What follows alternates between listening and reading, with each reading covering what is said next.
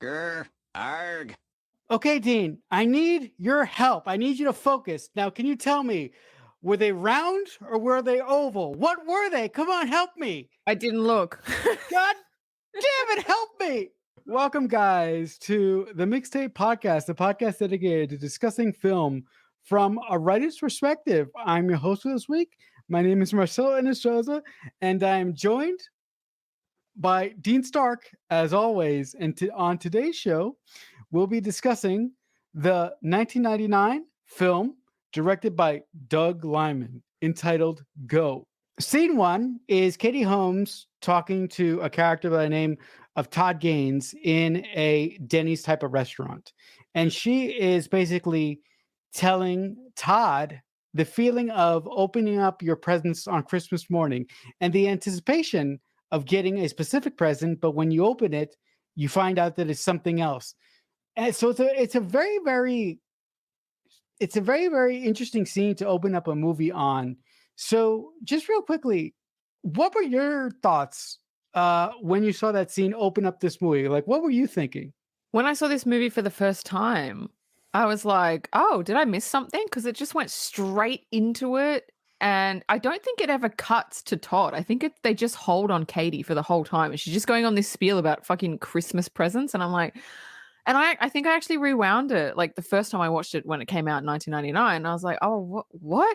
And then there's like 2 minutes of that. And then it switches to like the beginning of the movie because that scene is a scene that comes back later on. Like, and this is why I didn't take notes, folks, because fuck that. This movie is non-linear. It's all over the joint. And I was like, Marcelo, I'm not taking notes. So if you want to do this movie, you're hosting and you're talking. But that's what I thought of the first scene. It took me, I don't know what to think. I was like, oh, I don't know. Look, I don't know if they needed it. I've seen this movie so many times. I still don't know if they needed it. I'm kind of on the fence as well. I don't technically know if they needed it or not. To tell you the truth or not, I have no idea. Mm-hmm. Yeah. So the next thing that we see an exterior shot of like a Walmart type of store. The next scene that we're brought to is someone bagging groceries for a woman that looks like she just came out of rehab. This person who is wrapping these groceries, her name is Rana, and she is wrapping, I guess it's like it's not drain cleaner. It's like Clorox. She wraps the bleach. Yes, she wraps the bleach and she puts the bleach in the same bag as where she put the groceries. And the woman who the woman who looks like she just came out of rehab says, "You're not supposed to put in bleach with the food. It's poison." And then the woman who just came out of rehab says, "You forgot to double my coupons." And she goes, Ron is very intelligent. She goes, "They're right there in red." And then the woman says, "I wouldn't be so high and mighty. I used to have your job." Mm-hmm. And then one of the earliest sort of stingers in this movie, she goes, "Oh, and look how you ended up." I love that line. So what do you think about that quick introduction to Rana in this movie? I loved that. I loved the introduction to Rana because it told you everything you needed to know about her without her actually saying anything about herself. She didn't want to be there. She hates her job. She may even hate herself. She's over it. She wants to go. Like, you're just like, oh, okay. She just, like, you can just see that she's just not a happy person. She's miserable. She just kind of goes with the flow. She's very robotic. So I thought that was, it's a good opener for her character because there's like an arc for her, I think. But I liked that scene, her interacting with the stressed out. I think the name of the actor, not the character, is like Strung Out Mother or something. I saw in the credits. But yeah, I thought it was a strong opener for Rana because Rana's quite funny. So the next thing that we see Rana going to the back of where all the employees hang out.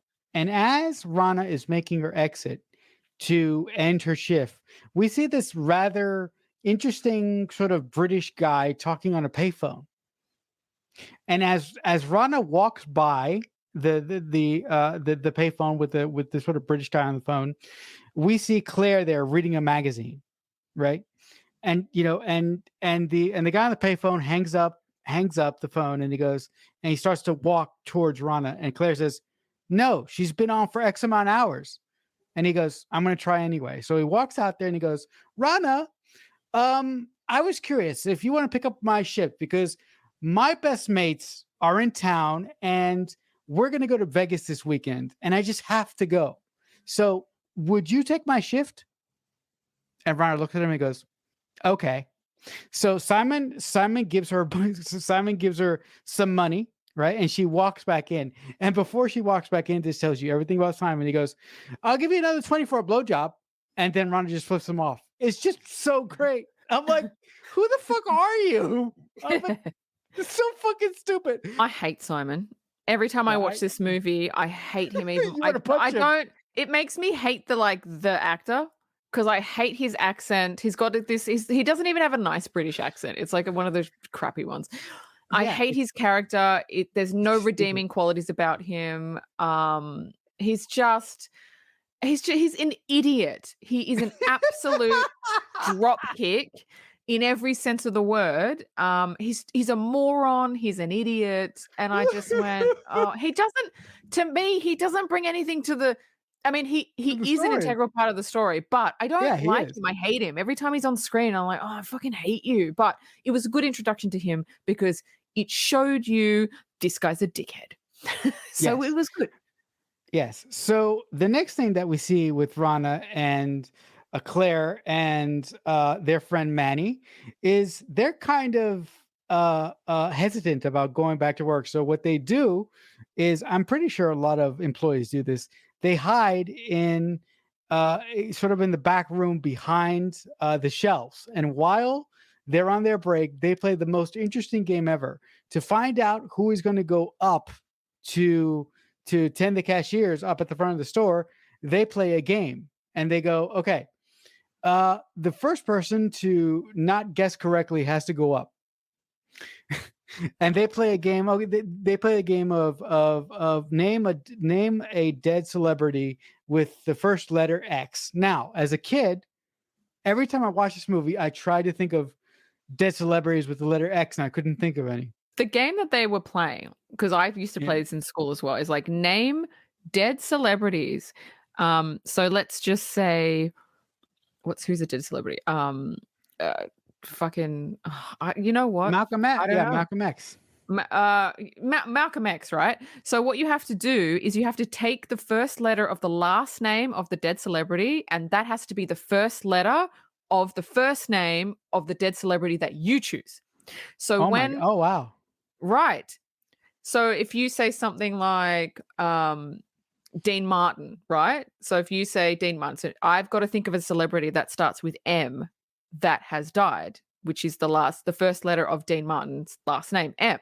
That's what they were doing. So when she said Malcolm X, that's why Katie Holmes' character Claire was like, there's nobody that's dead that starts with X, because she's got to find someone that starts with X. And that was the game. And I used to actually play that in school, and it was quite fun. Rana loses the game, and she's the one that has to go up to the front. Rana is taking in patrons, and these two guys come up to her, and they go, "Where's Simon?"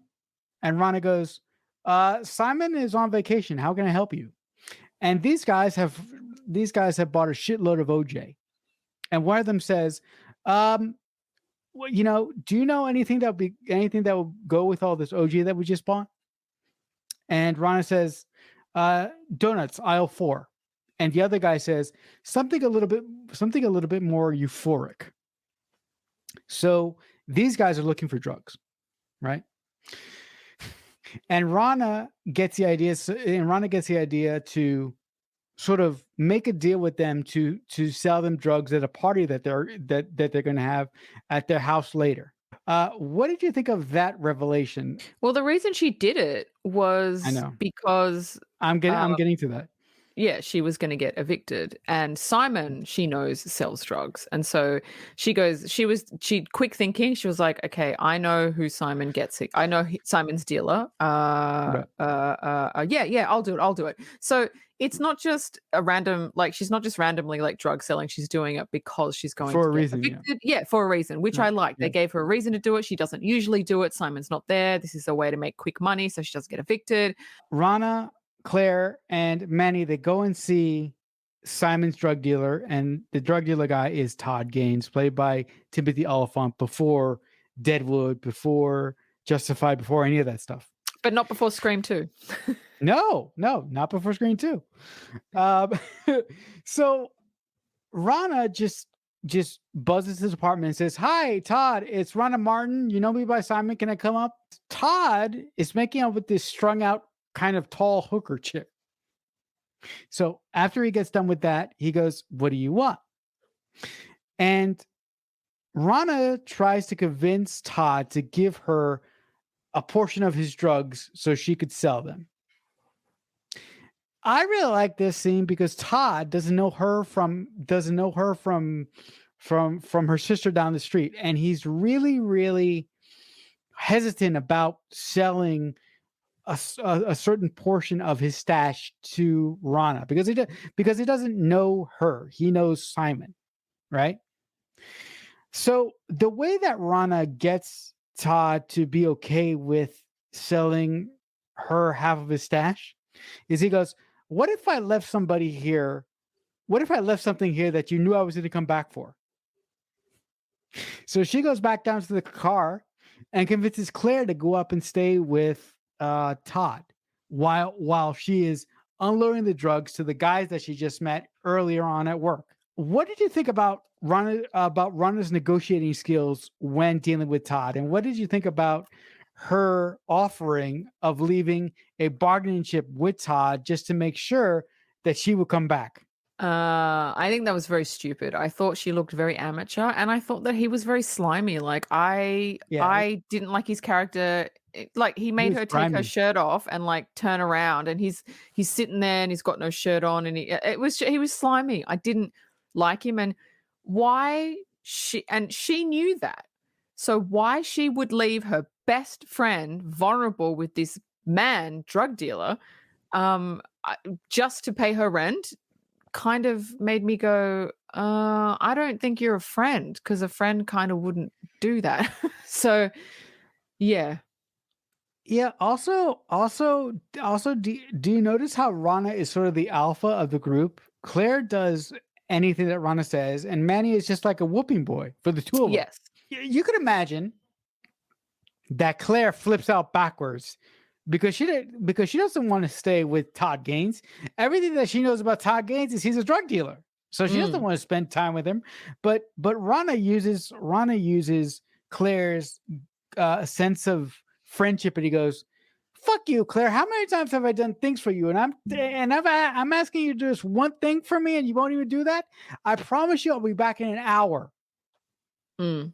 And we know that that's a bunch of bullshit. So just real quickly before we move on to the next scene, what did you think about Rana's conversation with Claire to get her to agree to stay with Todd? It was a bunch of bullshit. It was bringing up, I did this for you, so now you have to do this for me. That's not friendship. You don't do that. And Claire's character, played by Katie Holmes, is very, you don't know much. That's the thing No. about this movie. You don't know much about her. She's not really in it a lot. You know that she's kind of shy and she kind of just goes along with things. But the conversation they had, I would have just turned around and go, you know what, Ronna? Fuck you. Like, no, friends don't do that. But like you said, Ronna's like the gangster, I guess. The alpha bitch, yeah. The alpha bitch of the group. So Claire was like, fine, I'll just, she just does whatever Ronna says. But the conversation was just a bit backhanded, and I was just like, no, you don't do that. Rana goes off with Manny to sell her stash that she just got from Todd to the guys that she met at her job. When she steps in there, these guys look so sketchy. I mean, if you didn't think they looked sketchy before, these guys are supposed to have a fucking rage with like 30 people in the house. And there's only the two of them there and two other people. And you're like, what the? Something doesn't smell right. Mm. And one of the guys says to Rana, do you want anything to drink? Are you thirsty or whatever? And Rana says, what about some orange juice? And the guy goes into the other room and he says, oh, Rana, I'm sorry, we're all out of orange juice.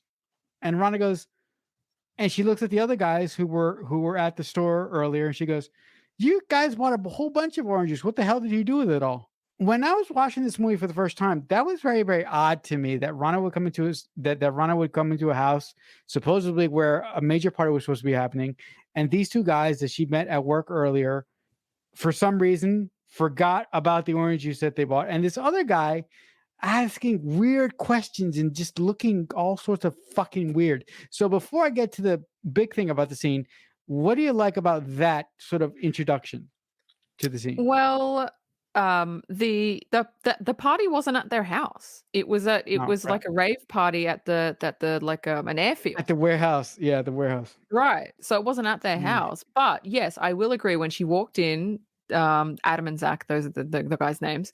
thank They you. were standing there, they looked very, very sketchy. And there was an older guy who this was, I think, the first movie I'd ever seen this actor in. And every time I see him in a movie, I'm like, oh, that's that guy from Go. And I just don't like him based off of this fucking character. Yeah, he's a he's Very, a he's a he's a great character actor, but I don't like him either. yeah. So Based off of this movie. right, exactly. Very, very sketchy when she walked in. Very weird vibe. And, when he's like, we're all out of orange juice, he actually said, oh no, it's in the car. Like, I'll go and get it. And that was the point where she goes, I don't know. Yeah. So yeah, I liked it. I liked it. At that point, when she sort of susses that there's something going on, they offer her a beer. And she drinks the beer, and before she goes to the bathroom, she bumps into one of the other guys who she met earlier at her job, and this guy whispers something in her ear. She goes in the bathroom and just gets the instinct to flush her whole stash that she just got from the drug dealer down the toilet. Now, Mm, as a kid, I'm going, are you fucking crazy? This guy's going to kill you. yeah. I'm like, but it's such a good scene because she goes running in the toilet, and listen, I hate those fucking tabs that they put on like medicine bottles and like aspirin bottles where you gotta be a Yeah. fucking surgeon to get it off. Those are Yeah. so annoying. I They're know. so awful. I don't know why they do that. Childproof. What did you think about that whole sequence of Rana getting a clue that something wasn't right here, going to the bathroom, getting rid of the stash, and making it out of the house without getting, spoiler, arrested? Yeah, the first time I watched this, I was like, "Oh my god, oh my god, oh my god!" And then she's flushing the stuff down the toilet. I'm like, "Oh, oh, oh my god!" And I was like, "Are they cops? Are they cops? What's going on?" And it was so tense because the older guy, is actually trying to get into the bathroom while she's flushing them because he knows what she's doing. And this scene always got me because he finally busts in and she goes, "Oh, okay, you can use the bathroom now." I would be like, excuse me? Why are you busting into the bathroom?" Just to play dumb. Um, yeah, she knew what was going on. And then it's funny because she's standing there and she's got the beer and she's looking at them. She knows they're cops. And she's like, "I probably shouldn't be drinking this beer, should I?" Being underage and all, being 17 and It's underage. so good. And they're like, "Ah, fuck, she's got us." And then they have to let her go. But yeah, that scene, that was tense. But that scene set up the rest of the movie. Yep. So as we move forward, Rana is in a bit of a pickle. And what does she do? I love this moment because when I worked at a convenience store, I did shit like this. Not for this reason, but I did shit like this. She decides that she's going to try and bluff Todd Gaines. And the way that she's going to do that is she's going to go back to her job and she's going to shoplift at her job and she's going to try and find pills that look as close to the real thing as possible. So she goes into the store and starts gathering up the pills. Meanwhile, fucking Manny, fucking no good for nothing Manny. I don't like Manny. No, I don't Um, like him either. he has a brilliant idea of taking two of the pills that Rana got from Todd while she was making the drug deal in the house with all the cops. He took it before she went in. Yes, She that's didn't right. That's know. right. And That's right. She remember, didn't know. Todd said to her, when she was buying them, he goes, "1 per person, do not Yeah. give 2, only 1." And so when Yeah. we saw him taking 2, you're like, Oh, fuck. "Oh, Yeah. shit." But she didn't know he took them. So he's the only one that knows what they look like. While Rana is collecting all the pills to bluff Todd, Manny is standing in the front of the store, and he's in front of one of the cashiers, and he's playing with the scanner thingy. And he has like a really stupid daydream of dancing with one of the cashiers, and he's eating a banana, and they're dancing all over the place. I was like, I get what you're trying to go for here, but I don't like it. What did you think of this? I thought it was look, I thought it was good because they were trying to show he's fucked up and he's just had 2 hits of X. And this is Mhm. where his mind goes because he's not thinking straight. He's imagining it. And yeah, I look, as far as trying to show what's going on in his brain, like what he's thinking, yeah, it made sense. If he wasn't high, I would have been like, well, what the fuck are you doing? But it made sense to what they were trying to portray with the drugs. Right. The next thing we see is Rana and Manny driving back to Todd's. And as Rana is driving back to Todd's place, she's ripping all the bottles open in the car, and she's going, what did they look like? Were they round or oval? And I love when when she's driving and she shows them to Manny, goes, they were kind of white, and they were kind of ovally, like baby aspirin. And then Rana goes, I need your help right now. Yeah. Anyway, Rana and Manny get back to Todd's. And for the life of me, I don't know why Manny got out of the fucking car. He should have stayed in the car. Oh, that's what I thought. Why are you Why the fuck why are you there? I don't know. Yeah, but also once they go into Todd's, Manny starts tripping out again, and the cat starts talking to him. Yeah. Yeah. But you know what? I really like how Rana handles the situation. She says, "Listen, I went there, and these guys got drugs from another source." So basically, she said to Todd, "I'm coming back here to give you your drugs back because the people that I was going to sell to, they found another source and they didn't want them anymore." And I really like how Todd reacts. He goes, okay, so I'll just print you out a return slip." And he goes, "Are you the way he reacts is so like it's so the way a drug dealer would react. I absolutely love it. What did you think of that scene? Um, I'm always in 2 minds about that because he was gonna check. So, and you were never gonna get the shape and the size correct. And they would know he would know instantly that it wasn't his stash.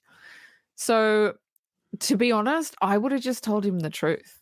Like, instead of doing that and let the cards fall where they lie. Because doing that was like trying to dupe a drug dealer is probably going to be worse for you than just telling the truth. I had to flush them. There were cops after me. I obviously they didn't catch me, but I will do everything in my power to pay you back. I'm going to get, you know what I mean? I think that would have kind of been a better way to go. Okay, so you're the mind of telling him the truth, but what guarantees do you have if you tell him the truth he's not going to kill you right where you stand? Nothing. Nothing. Okay. But I think it's going to be worse once he looks and finds out that they're not right. Because he knows where she works. He knows Okay. Simon. So there's no getting away. The next thing that we see is Rana, Claire, and Manny are driving around. And Rana still has the issue of how the fuck she's going to pay her rent, because if she doesn't pay her rent by tomorrow, she's going to be out on the street. So Rana gets a brilliant idea of selling the aspirin that she got at her job at the rave that everybody seems to be going to. Rana, Claire, and Manny are at this rave, and they are peddling the pills that Rana got at her job as real drugs.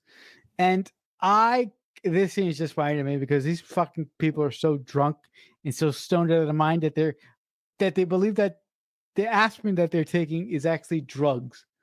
Mm. So, what did you think about that sequence? Because I was like, this is just ridiculous and I funny. thought it was a stroke of genius for her to go, let's sell aspirin to already like fucked up people. And when she sells it to these this like troop of friends, or group of Yeah, friends, sorry. yeah, Um and the van, right? in the van, and they're like, "Wait a minute, I feel something. Oh man, I feel it flowing through me." It's a mental thing, right? So if you're told you're taking something, your body is going to create symptoms to simulate what you think you're feeling. And it was funny because it worked. It worked because most of those people are high on pot, they're drunk, so it's easy to sell them something that is not going to work. Plus, they'll probably think it's working because they're drunk, and because they're high from pot. So I thought it was a Mhm. genius idea on her part. While this is happening, while Rana, while Claire, and while Manny are making a killing selling aspirin, passing as drugs at the rave, Todd is back in his apartment about to take a hit from his own stash. He opens up one of the bottles. He looks at it and he goes, "This ain't my shit." He gets pissed off and he goes off. But he knows that Rana and Claire and Manny are going to this thing at the warehouse.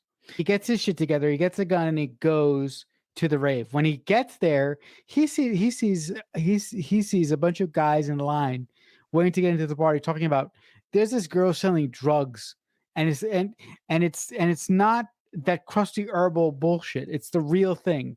And the great thing about that is that Rana is using the same lines that Todd gave to her to sell to these fucking idiots. Mm. Uh, what did you think about that? Because I find that funny. Look, that whole scene with him going to the rave because she gave him a pamphlet to say that that's where everybody was going to be. So that's how he knew that she was going to be there. So he goes there with a gun, and yeah, he overhears conversations. But it made sense why he was there. Fast forwarding a little bit, Todd finds Rana, and Rana goes out into the parking lot, and she gets whacked by a car. Mm. When I was a kid, this scared the shit out of me, man, because Todd is about to fucking shoot her, and then she Mm. goes, whoosh, head first onto a car. I was terrified. I thought that was very, very unexpected. So, what were you thinking when Todd finally met Rana and chased her all the way to the parking lot and was about to shoot her, and then Rana got hit by the car? I never thought he was going to shoot her. I thought he was going to scare her because he's not a killer. Usually, drug dealers are not killers. He Yeah. just wanted to scare her, and rightly so. She absolutely messed him over. And like, there are people in this world that you just don't mess over because they will come after you. So I think she deserved, not getting hit by the car because she was just in the parking lot, and then a car came. When I saw this for the first time, when the car came and hit her, it didn't, usually when a car hits someone, it propels them forward, but she actually fell like on top of the car and wouldn't move. She was just there. And I was like, that was really creepy. And then they backed up and went forward and she wouldn't move. like her Mm. body was just like on the top of the car. She was face down, obviously passed out because she's just been hit by the car. And I was like, oh my God. And then Todd is like, doesn't know what to do. He's like, and then he just kind of puts his gun away and like walks away because he's like, I don't know what to do here. And then the car like Drives her screeches, into a ditch. drives her into a ditch, and that creeped me out because it was just the way that she fell and the hair and everything. I was like, oh my God, it's really creepy. And then the car just speeds off. Now let's get to the part of the movie that is kind of sucky. All right. I'm going to try and say Simon! this. Yeah. So for some fucking reason, Simon is in a fucking trunk. What the hell? What kind of fucking friends does this asshole have? They put him in a fucking trunk. Yeah, well, they're not his friends because, or maybe it's a boy thing. I don't know. After his friends open the trunk, letting him out, he pukes on one of their shoes, and then the next thing that we see is Simon, Marcus, and those other two idiots driving into Vegas, and this is so fucking stupid. One of Simon's friends is telling a story about how he had sex with this girl one time, and how he fucked her so hard that her fucking contact fell out and fell on his dick. And I'm like, what the fuck does this have to do with anything? I don't know what they're trying to do here. So The first time that I saw this movie, I was like, this has no consequence for anything. What do you think about this? I think the point of him telling that story was because Marcus had turned around and he goes, that's my story. I told you a year ago and it happened. Yeah. I think the point was to show that his friend is a liar and he's just an idiot Yeah. because he just Just makes an up idiot. shit. He wants to be more than he is because he also says, my great great grandfather was black. I'm like, I'm half black. And Tay Yeah, Diggs' bullshit. character is like, oh yeah, okay, cool, yeah, of course you are. And this is Oh my God. this actor is Brecken Meyer, and if you know who he is, he's white as fuck. Yeah, he But he's is. trying to act all black. Oh So my God. it's just to show his character's an idiot. I'm blacker than black. This is Yeah. just so fucking psych. We continue with the troop of idiots here. They go to like a buffet, a restaurant, and Tay Diggs' character is telling the idiot and the other idiot friend to not take the shrimp from the fucking buffet because it's all full of saturates, right? So they take the food at the buffet and they go and sit down and they start hearing a story about how Tay Diggs is into the spiritual thing. And because he's into the spiritual thing, he is able to redirect his orgasms to not come during the act of sex. And they're all fascinated by it. Hmm. This is actually interesting because as a kid, I was like, is this possible? I'm not sure, but this sounds fascinating. What did you think of that stuff?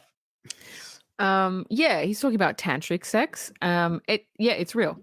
What he's talking It's about real. is real, Okay. but you need like practice. You can't just do it. So yeah, Okay. it's like years and years and years of like being disciplined with your body and being able to do this. So what he's saying is true. But yeah, he tells them not to eat the shrimp and obviously they eat it.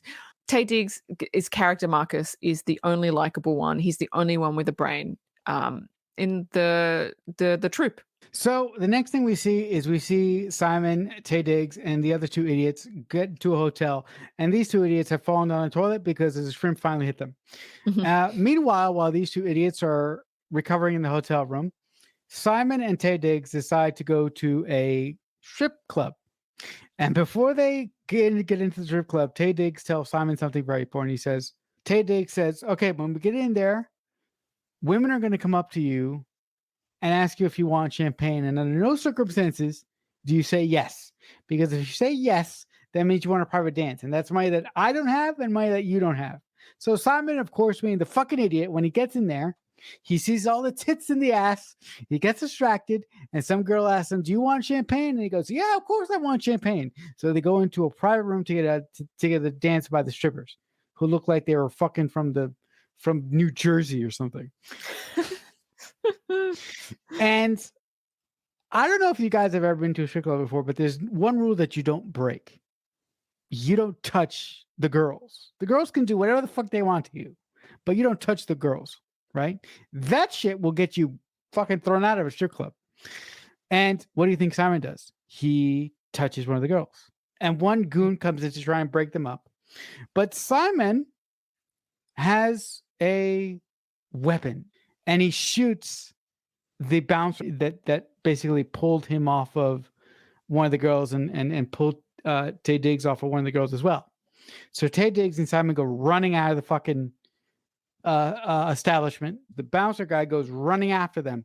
They go back to the hotel. They get their two fucking idiot friends and they run out of the hotel. When they run out of the hotel, I don't know how the fuck these bouncer guys they found them because Simon left Todd's credit card at the strip joint. Yeah. And what proceeds to happen is a really, really cool high fidelity car chase scene. So what do you think about all the stuff in the strip joint and the car chase scene? The first part, Simon's a dickhead. I don't even want to talk about it. He's a dickhead. The chase scene, I don't know, because Simon was driving and he was driving quite fast. He was running red lights. He was going down alleyways and side streets. I don't know how the bouncer, because they were chasing them, I don't know how this guy kept finding them because it was just I was like, "There's no fucking way that Movie this magic. guy." Yeah, exactly. But the whole thing didn't make sense. It didn't make sense, Mhm. and I was like, okay. So I don't like Simon's perspective. You know what? It should have been Claire It instead should of have been Simon. Claire. Simon's annoying. So yeah, let's just move on. Does he have any more stuff? There is one moment when like this defines Simon's idiocy in this movie for me. Mm, The moment when Simon and Tay Diggs go out of the hotel and Tay Diggs' character is wearing a yellow jacket, mm, and this rich bastard comes up to him and says, "Park my car." And mm. Tay Diggs takes the car. Inside the glove compartment, Simon finds a gun that he later shoots Yeah, the bouncer with. yeah. The way that Simon handles this gun, Oh, I stop. go, "Are you fucking kidding me?" Oh, I Listen, fucking hate I him. I listen to me. I have friends who have served Mhm, and who have mhm, watched this movie 1,000 times, and every time mm. that we come to this part, they can't watch it because this like they're like, "How did this guy not shoot his face off?" I can't watch it. It's so nobody would do that though. Like, Nobody would are do you that. fucking kidding me? I mean, fucking hell. Maybe a I mean, 5-year-old. yeah. I mean, Tay Diggs is trying to drive, and Simon's like pointing the gun in his face, and Tay Diggs is pissed off at one point. And says, "Give me the fucking gun." Yeah, I'm going to describe what he was doing. Simon finds the gun. He Thank you. pulls it out. He goes, "Oh, wow, it was heavier than I thought.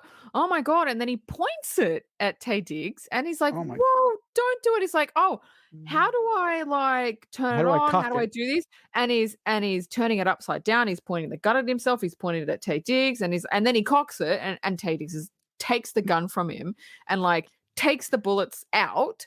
But even then, it's not safe because there could be still one in the chamber, Yeah. and he's No. still Yeah. fiddling Yeah. with it.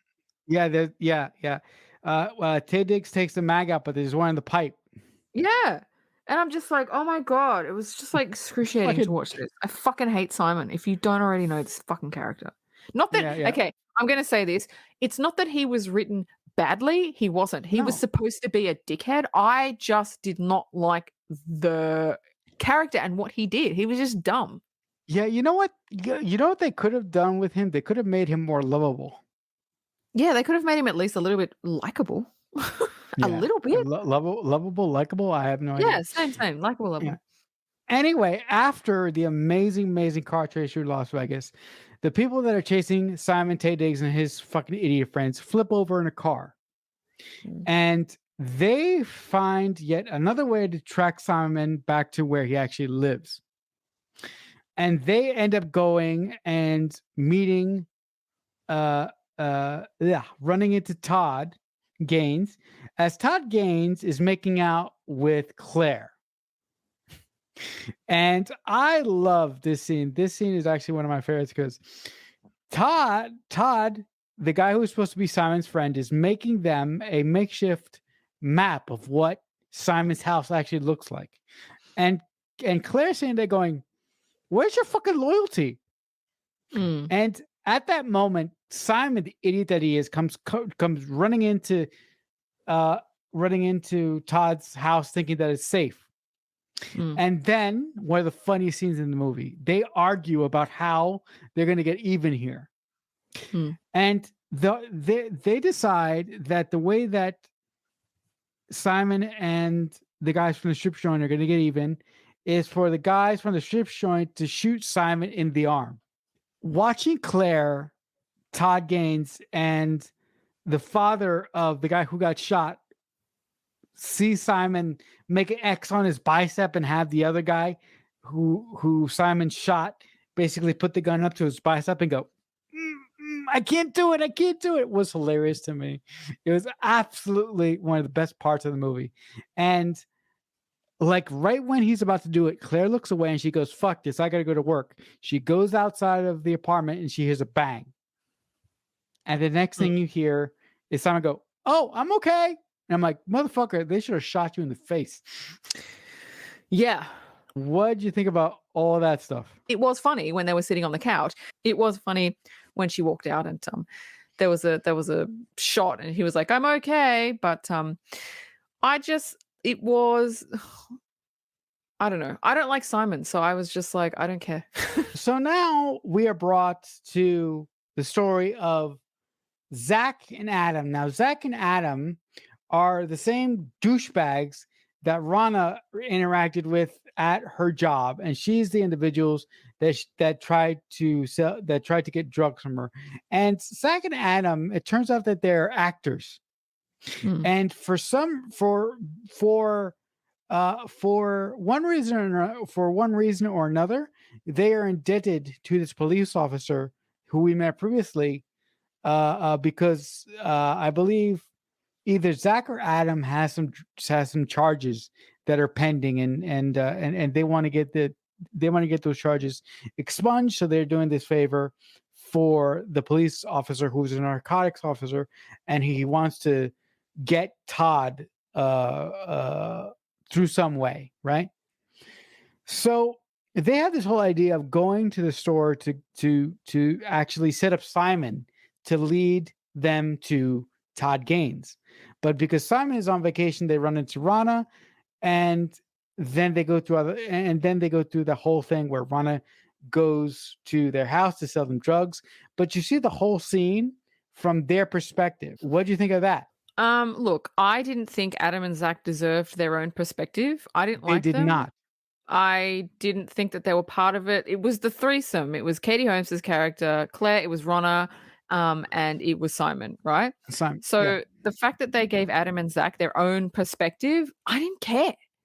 I yeah, I didn't didn't like care. the characters. I didn't the whole perspective was like, I mean, it was the shortest out of the bunch. I think it was only like 10, 15 minutes, but I don't like them as characters. I didn't care that they were actors and that they had charges and they had to do these things for the cops. Like I didn't really care.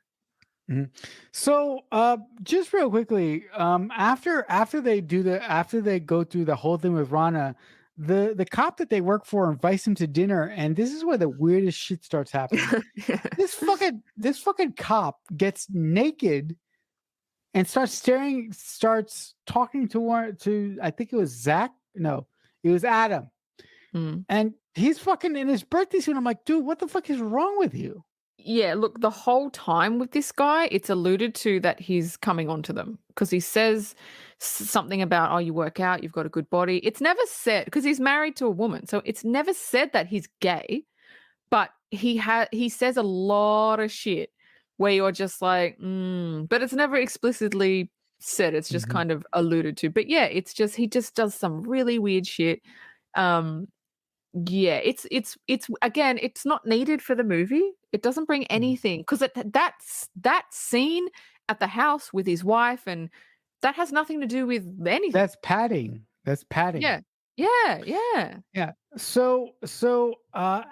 I jump around a little bit, the other thing that we see while we are getting their story is we see that they're the individuals that ran over Rana in the parking lot of the rave.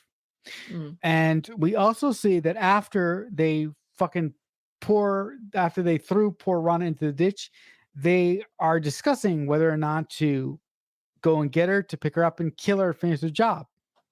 mm, And against their better judgment, they decide not to kill her and they take her to a hospital. So Rana wakes up in the hospital, right? Quite oddly. And then what does she do? Instead of staying at the hospital, she goes back to work. And mm, there she meets up with Claire, and Claire says, where'd you go? And Rana says, oh, it's a long story. And mm. then Claire goes, what'd you do with Manny? And then Rana's like, oh shit. Oh, So the next fuck thing me. we see, oh yeah, right. So the next thing we see is Rana and Claire looking for Manny at the place where the rave was. So they find Manny, they get him, they go to where they parked the car. Claire finds the keys for the car. She drives, and while they're in the car, Manny goes, what are we going to do for New Year's? And then the movie is done. What did you think about the conclusion to this movie? The fact that Adam and Zach were the ones that in the car that hit Ronna and then they went back and they didn't take her to a hospital. They hauled her body up And because the rave was still going on, they left her body like on a car, and then there were people swarming, and then they called an ambulance. But Oh, they called an ambulance? Okay, okay. no, someone else called an ambulance, but they didn't take her to a hospital. They Okay. let the other ravers kind of deal with it. And that was kind of the end of their story. Like their story was not interesting at all. And then, like you said, Rhonda goes back to work. She freaks out because fucking she's left Manny. Yeah, look, the last scene, I liked it because it started off with them kind of in the car, and it ended with them in the car, just the three of them. And so I liked that turnaround. I know I said at the beginning Ronna had an arc, but she didn't. None of them had an arc. It was just a story of someone getting mixed up in a drug deal and something that went wrong and how they tried to fix it. And yeah, it's not a complicated story. Well, the only thing complicated about this movie is that it's told in pieces. Yeah. The way that it's told, it's in pieces. But I love this. Look, when this movie came out, I was in high school and I thought this was the best movie I'd ever seen. I rented it from the shop every chance I got because I'd never seen anything like it, ever. And I still really like it, but not as much as I did when I watched it when I was a teenager. I just thought it was awesome. I watch this movie at least once every couple of years. All right, guys, that'll do it for this edition of the Mixtape Podcast. But before we go, if you want to reach out to us and tell us how good we are or have any suggestions for us, you can reach out to us by email. We are at themixtapepod@aol.com. Or you can subscribe to us on YouTube. We are at youtube.com/the Mixtape Podcast. You can see our previous back catalog over there, and you can like our videos. And if you like our stuff, give us a subscribe for more videos like this in the future. But if you're going to come back next week to listen to another episode of ours, the film that we have up for next week is entitled The Good Son. Until next time, if someone is kind enough to ever make you a mixtape, that must truly mean that they love you. The Mixtape Podcast is a Balloonhead Productions presentation.